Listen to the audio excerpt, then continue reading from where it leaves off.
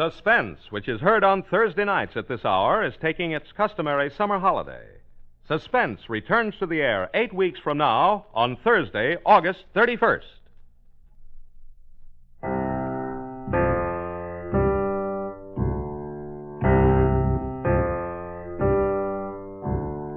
Ladies and gentlemen, a $5,000 reward will be offered each week on the program immediately following this announcement.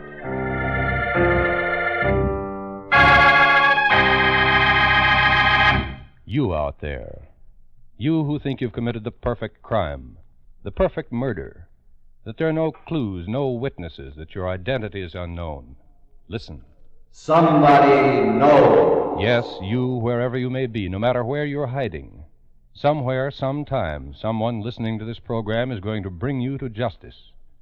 Yes? Somebody knows.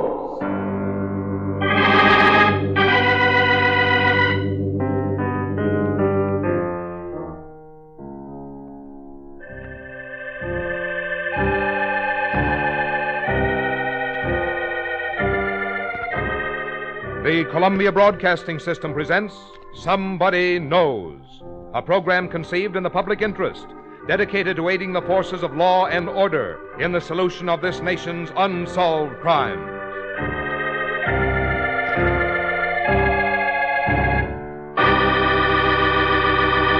Ladies and gentlemen, we're going to recreate for you tonight all the known facts in an actual unsolved murder.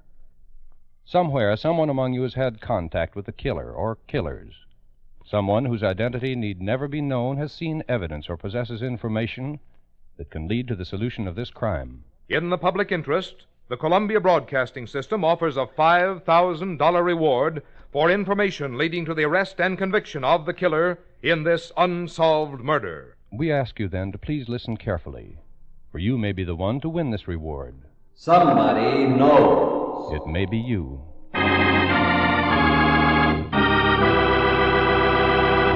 And now we open the files on one of this nation's unsolved murders. It's homicide file number DR75-4613 of the Los Angeles, California Police Department. The unsolved murder of Mrs. Gladys Kern.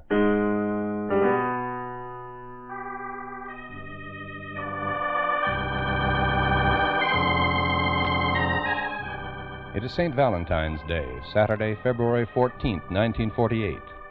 The time is between 4:30 and 5 o'clock in the afternoon.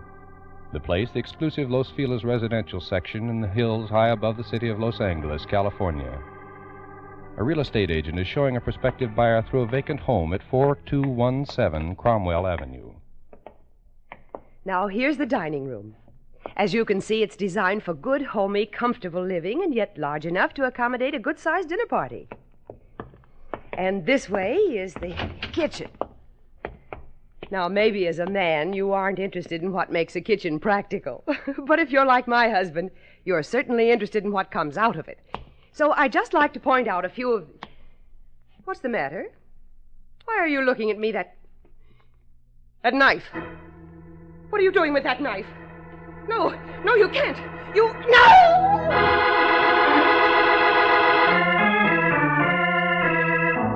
On Sunday morning, February 15th, 1948, a red light winks on a switchboard in the Los Angeles Police Department. Missing Persons Bureau. Hello? Is this where you report a missing person? That's right, sir. Well, my name is Jack Kern. It's my mother. Well, ever since yesterday, we haven't any idea what happened to her. I see. What's your mother's name, Mr. Kern? Mrs. Gladys Kern. Mrs. Gladys Kern. Yes, sir. And the address? 6200 Roy Street in Highland Park. 6200 Roy Street, Highland Park. Now, if you give me a detailed description of her, the department will be glad. At about the same moment that Mrs. Gladys Kern is being reported missing, a sergeant enters an office in the homicide division. Here's something you might be interested in, Lieutenant. Oh? What is it, Sergeant? A note, anonymous. It was picked up in a mailbox at 5th and Olive. Looks like it might be something for homicide. Has the crime lab seen it? Just got through with it. He said bring it down here. All right. Let's see what it says. The note is written on a plain piece of paper folded over. On the outside, penciled in large, scrawling letters, are 3 words. Hurry to police. The body of the note, also printed in clumsy, penciled letters, is alliteratively phrased, badly spelled, and unpunctuated. It says, I made acquaintance of man 3 weeks ago. He said he wanted to buy a home for his family, but he was a racketeer. No real estater would do business with him. He suggested I buy a home for him in my name, and then he would go with me to look at the property to make sure he liked it. They went into the house, and I waited outside. After a while, I went up to investigate. She was laying on the floor. I turned her over. I was covered with blood. I pulled a knife out of her, then I left and ran. I knew this man as Louis Fraser. He's about 5'10", has jet black curly hair, wears blue or tan gabardine suits. He told me he was a fighter, and he looks it. I won't rest till I find him, because I know that man is my only alibi. Without him, I feel equally guilty. What do you think, Lieutenant? A crank? I doubt it, Sergeant. I think this man has described an actual crime.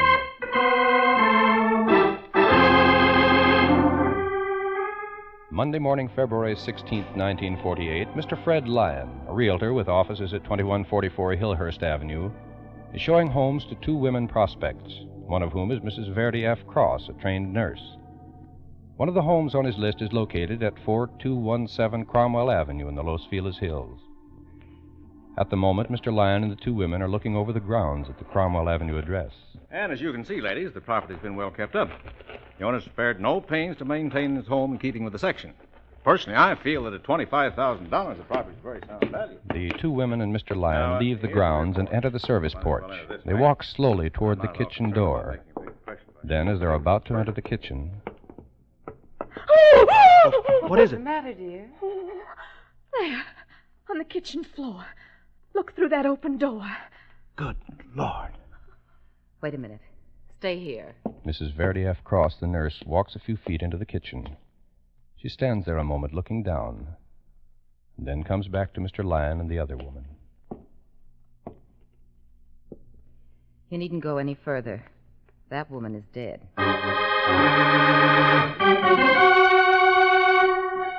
A few minutes later, in the Police Communication Division, a monitor on a police complaint switchboard plugs in to answer a call. Los Angeles Police Department, Complaint Division. You're certain the woman's dead? All right, what's the address? 4217 Cromwell Avenue. And your name? Mr. Fred Lyon. Who's with you, Mr. Lyon? Very well, sir. Go back to the house. Don't touch anything. You and the two women. As the monitor talks to Mr. Lyon over the telephone, he plugs in the Homicide Division switchboard on the same line. Simultaneously, he writes the pertinent information on a form, rips it from its pad, and places it on an endless chain conveyor belt that carries it into the next room. The next room is the broadcasting room of KGPL, official radio station of police communications. The dispatcher takes the slip and hands it to one of the 7 broadcasters sitting fan-shaped around him. She looks it over quickly and presses a button on the microphone before her. Code 2, a dead body at 4217 Cromwell Avenue. Code 2, a dead body at 4217 Cromwell Avenue. Cars 301 and 115 acknowledged. Within a matter of minutes after the flash is given, Detective A.W. Hubka arrives on the scene. His official report, as given to the Homicide Division and later at the coroner's inquest, contains in part the following information. In response to the Code 2 broadcast, I proceeded at once to the home at 4217 Cromwell Avenue. In the kitchen, I found the body of an attractively dressed woman lying face down on the floor. My examination satisfied me that she was dead. There was a deep wound in her back between the shoulder blades. Obviously a knife wound. In the kitchen sink, I found a leather-handled hunting knife with a blade of about 6 inches in length. An attempt had been made to wash it clean, though some traces of bloodstains still remained. Also in the sink was a man's balled-up handkerchief which bore stains that I presumed to be blood. Beside the body lay an open purse and a wallet. Within a short time, a detail arrived from Homicide Division. Shortly after the discovery of the murder, information is correlated between the Missing Persons Bureau and the Homicide Division. A police car speeds to Highland Park and picks up Mr. John E. Kern, husband of Mrs. Gladys Kern, reported missing the day before. It takes him to 4217 Cromwell Avenue. A police officer leads the tense, anxious man toward the kitchen. This way, please, Mr. Kern. Body is here in the kitchen.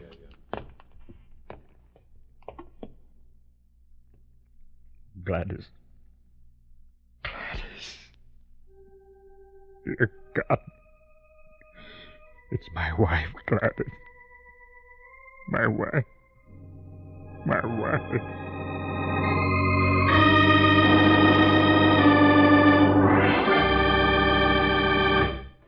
In just a moment, we'll continue with file number DR75-4613 of the Los Angeles, California Police Department. The unsolved murder of Mrs. Gladys Kern.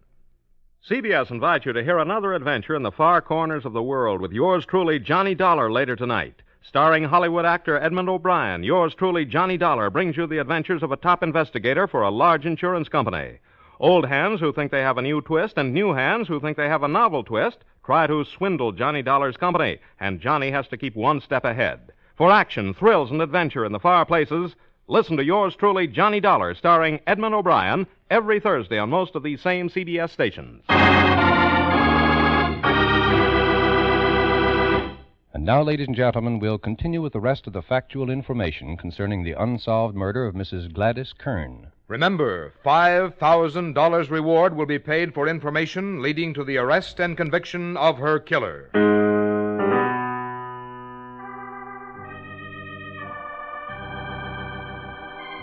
With the establishment of the identity of the body at 4217 Cromwell Avenue as that of Mrs. Gladys Kern, all the resources of the Los Angeles, California Police Department swing into action in an effort to apprehend her killer. Detective Captain Bert Jones' Hollywood Division is placed in charge of the investigation. The coroner's inquest is held at 1:30 p.m. Friday, February 21st, 1948. Deputy Coroner Edwin Lennox is presiding. The first witness to be called is Mr. John E. Kern, the dead woman's husband. Now, Mr. Kern, we'll try to make this as brief as possible for you. Would you tell us, please, if you know of anyone who could possibly have any reason for doing harm to your wife? Will you talk into that hand microphone, please, so that we can all hear you? Go right ahead, please. My wife had absolutely no enemies that I know of. There was no reason why anyone should want to kill her. I see. When was the last time you saw her, Mr. Kern? Last time I saw her alive was about 5:30 Saturday morning when I left for work. Would you please tell us, in your own words, all that you can remember of your wife's activities on that day? Well, Gladys was up before dawn to fix my breakfast. She always did. I see. She was a good wife. Go on, please. I left for work about 5:30, returned home about 4:30 that afternoon. Was your wife at home then, Mr. Kern? No, sir. But she'd left a note for me. It was to remind me that we were going to a wedding. While waiting for his wife to return that night, Mr. Kern took a little nap. It was some time later that the doorbell rang.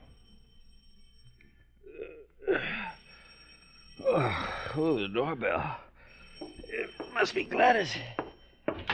Hi, Dad. Hello, Father. Hello, kids. Come in. We've come to take you to the wedding, Dad. Where's Mom? Guess she's not home yet, Peggy. Oh, that's too bad. We thought we'd all go together. Well, you know how your mother is, Jack. She's got a client on the string. I know. She's liable to come home at all hours. Look, you two kids run along. I'll wait for her. We'll show up later. Still sweethearts, eh, Dad? Can't move one step without the other. Well, I guess that's okay, this being St. Valentine's Day, but don't be late. This is going to be a night for the Kerns to howl. Yes, sir. Now, Mr. Kern, what did you do after your children left? Well, I wasn't worried about Gladys, as I'd told the kids. She was very often kept late closing a deal, so I lay down again. It was Sunday morning before I woke up. Mrs. Kern hadn't come home, of course. No, sir. I was really scared then. I called the kids right away, and they hadn't heard from her either. Jack called the Missing Persons Bureau. We phoned everyone we could think of, and, well, then we just waited. Waited.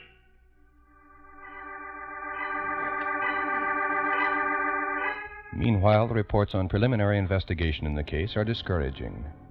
Detective Captain Jones has only this information to offer. The murder weapon, the leather-handled K-bar hunting knife, is the type widely sold in war surplus stores.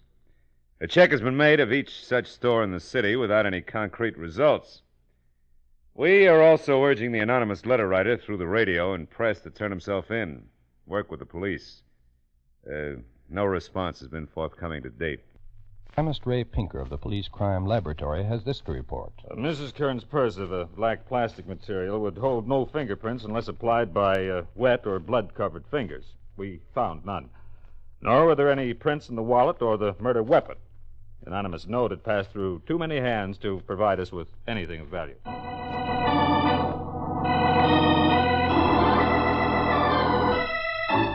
Then, finally, comes the first break in the case. A witness is found who saw Mrs. Kern on that fateful Saturday in the company of a strange man. The witness, Mrs. Mary Johnson, manager of a drugstore at North Vermont and Fountain Avenues. Why, yes, officer. I saw Mrs. Kern on St. Valentine's Day. She came in here real often. Her real estate office is only a few doors away, you know, at 13007 North Vermont. Well, it was about 2 o'clock in the afternoon, I'd say, that she came in. I was busy back here at the drug counter, so I didn't really pay much attention. But I did notice that there was a man with her. He was... What? Oh, no, I'd never seen him before. None of the others had either. They sat at the soda fountain and talked for a while, and, well, then they left. That was the last time I ever saw poor Mrs. Kern. The man? Well, as near as I can recall, he was of medium build. He wore a dark blue suit. Yes, I remember now. He had very dark hair. Yes, very dark hair. Blue suit, very dark hair. What was it that anonymous note had said? I know this man is Louis Fraser. He's about 5'10", has jet black curly hair. Wears a blue or tan gabardine suit. Then, 2 weeks later in Long Beach, California, just a few miles away, another event takes place that finds its way into the file on Mrs. Gladys Kern. In a real estate office at 4591 Banner Street, Mrs. Jacques Landis is sitting at her desk checking property listings when the door opens. Hello there. Hi. You got any houses for sale? Should say we have. What kind of a house were you looking for? I'm not particular. Nobody else in the office? Not at the moment, no, but I have all the listings. If you could give me some idea of... Does this give you some idea, lady? That knife. What are you doing with that knife? If you just keep your mouth shut, I ain't gonna do nothing with it. If you don't, I'll... All right, now. Let me have that purse. Quick, now. Yes, of course. Here. Okay. Now you just sit there and keep that mouth shut. Yes. You better not do anything for 5 minutes. Or I'll come back and I'm gonna take care of it. So long. Thanks.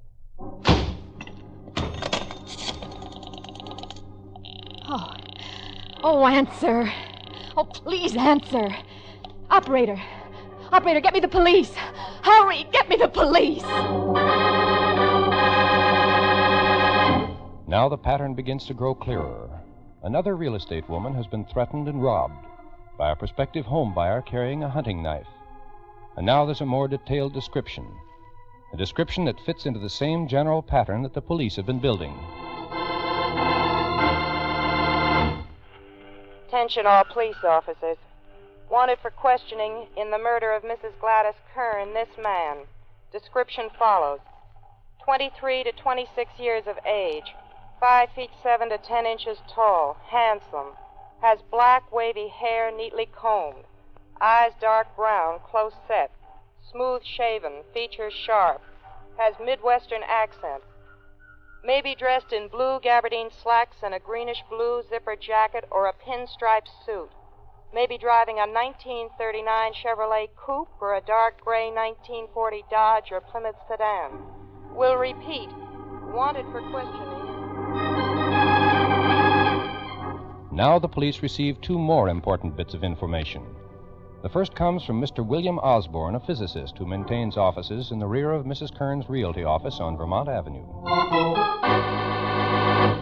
At about 4 o'clock the afternoon of Saturday, February 14th, I happened to notice Mrs. Kern go into a real estate office with a man. He was in his 50s, about 6 feet tall, weighed probably 200 pounds. His hair was graying and his face was, well, I would say rather lean. He had a New York appearance in his manner and his dress. He and Mrs. Kern were talking and joking, and they left shortly after they'd come in. I'd never seen the man before, and I never saw him again. The second bit of information, undoubtedly one of the most important clues in the entire case, came from Mrs. Peggy Ann Phillips, young married daughter of Mrs. Kern. When I was graduated from school, my brother Jack gave me a diamond wristwatch as a present. A short time before St. Valentine's Day, my mother took her watch to a jeweler for repair, and I gave her mine to wear meanwhile. She was wearing my watch on St. Valentine's Day. When the police found her, the watch was gone.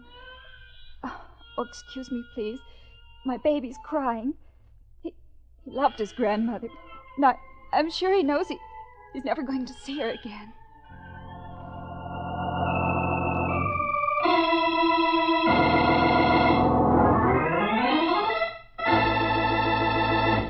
Ladies and gentlemen, we've now given you all available information as contained in the files of the Los Angeles, California Police Department regarding the unsolved murder of Mrs. Gladys Kern. On the basis of that information, the coroner's jury said, "We find the death of Mrs. Gladys Kern to be a homicide at the hands of person or persons unknown." Person or persons unknown? No. The killer of Mrs. Kern is not unknown. Somewhere in whatever town or city this man is hiding, some one of you has seen him today, has spoken to him, eaten lunch and dinner with him, driven in the same car that he used on the day of the murder. No, the cold-blooded killer who took Mrs. Kern's life is not a person who is unknown. Somebody knows.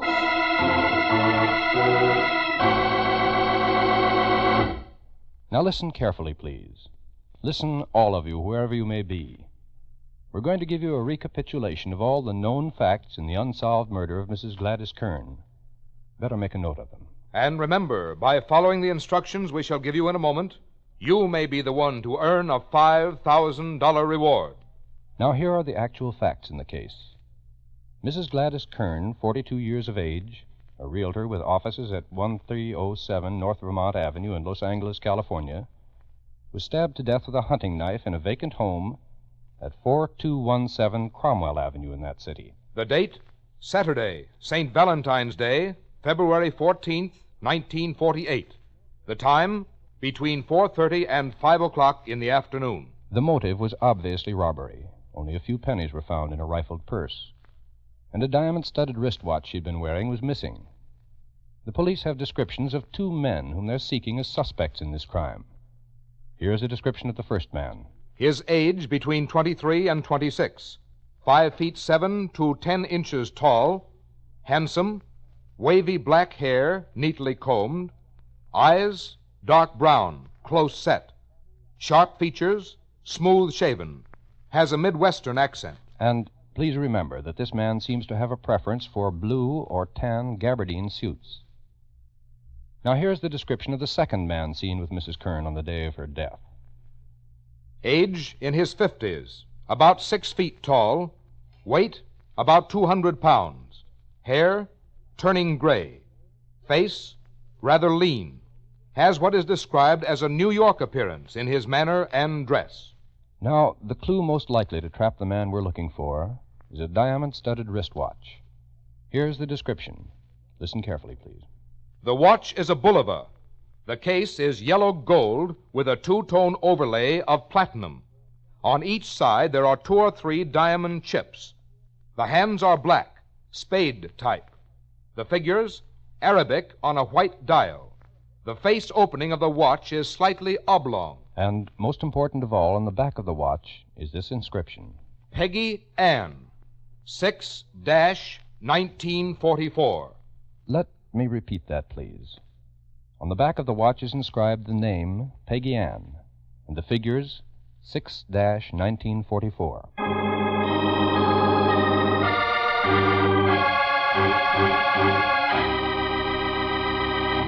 Ladies and gentlemen, if any of you possesses information that may have bearing on the unsolved murder of Mrs. Gladys Kern, please follow these instructions so that your name and identity need never be made known unless you wish. Now listen carefully. Write your information on a plain sheet of paper. Do not sign your name. Instead, sign it with 6 numbers, any arrangement of any 6 numbers. Then tear off a blank corner of that paper with a ragged edge.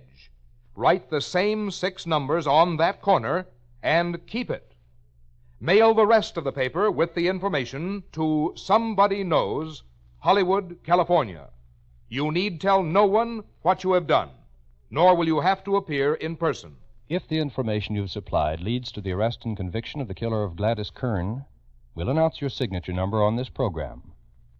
Then, if you don't want your name to be known, go to your lawyer or doctor, your priest, minister, or rabbi, and have him present the torn corner of the paper to any CBS station.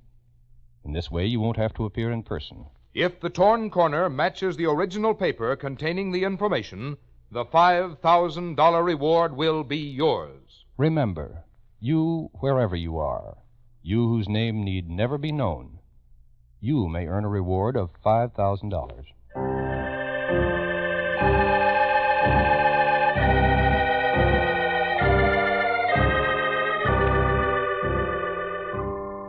Next week, at the same time, we'll present another true case history of unsolved murder. Homicide file number 78654 of the St. Paul, Minnesota Police Bureau. The unsolved murder of Mary Agnes Kabiska. You out there, you who have murdered in cold blood and think you've gotten away with it, listen. You cannot escape. There is no perfect crime. Remember, you are not unknown. Somebody knows.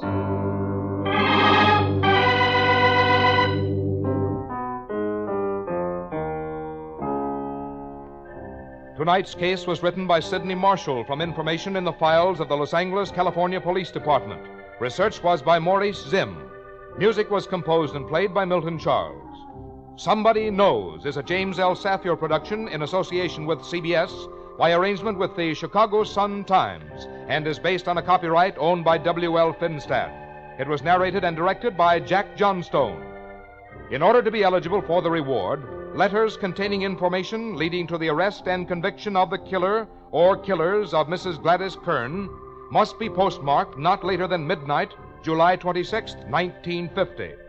Arrest of the guilty person or persons must occur within 90 days of that date, and conviction must be within 1 year of tonight's broadcast. If more than one person gives the information leading to conviction, our judges will divide the $5,000 reward among them in proportion to the importance the judges attach to the facts supplied. And in this, the decision of our judges will be final. Until next Thursday at the same time, this is Frank Goss saying good night for Somebody Knows. Excuse me, but have you met Ethelbert? Ethelbert is one of the constant joys of the CBS crime photographer shows. The others being the fast-paced action, the ingenious stories, and the trigger-quick thinking of Casey, the crime photographer himself. Stay tuned right now for Casey's latest adventure entitled Collision.